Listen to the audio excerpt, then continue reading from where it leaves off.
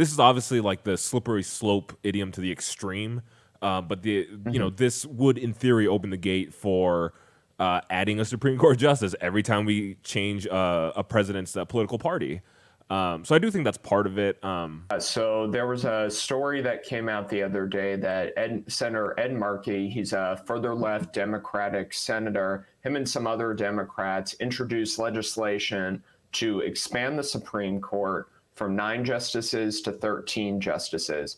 Markey is arguing that these justices that we currently have in the court, including like 3 Trump appointees, we have about, I want to say like 5.5 conservative justices. I think Roberts kind of flip-flops on a lot of things, but he's saying that this conservative majority isn't legitimate.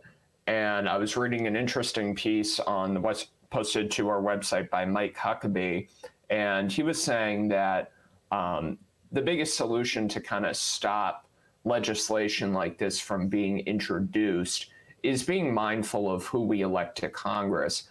But before I kind of ask you guys your thoughts on that, Nancy Pelosi basically saw this piece of legislation.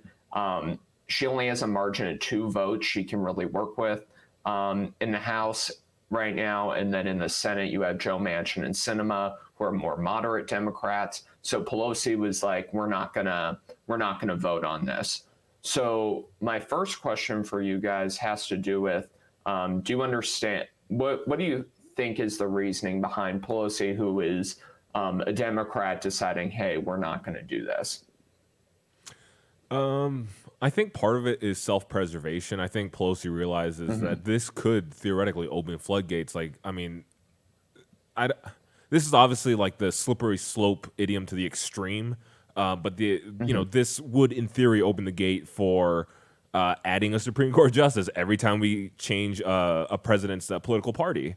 So I do think that's part of it. Yeah, Joe, why do you think Pelosi is anti this? I think it's part of the kind of the establishment versus the more progressive wing of the party. I don't think that Nancy Pelosi is opposed to court packing.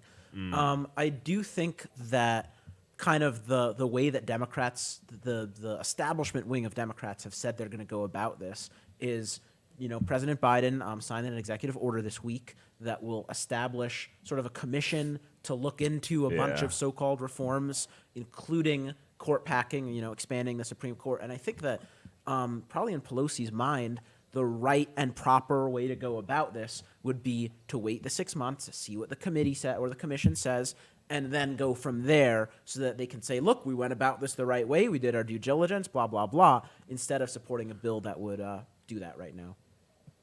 So I think it is self-preservation. I mean, they're trying to, not make it look like they are rushing into anything.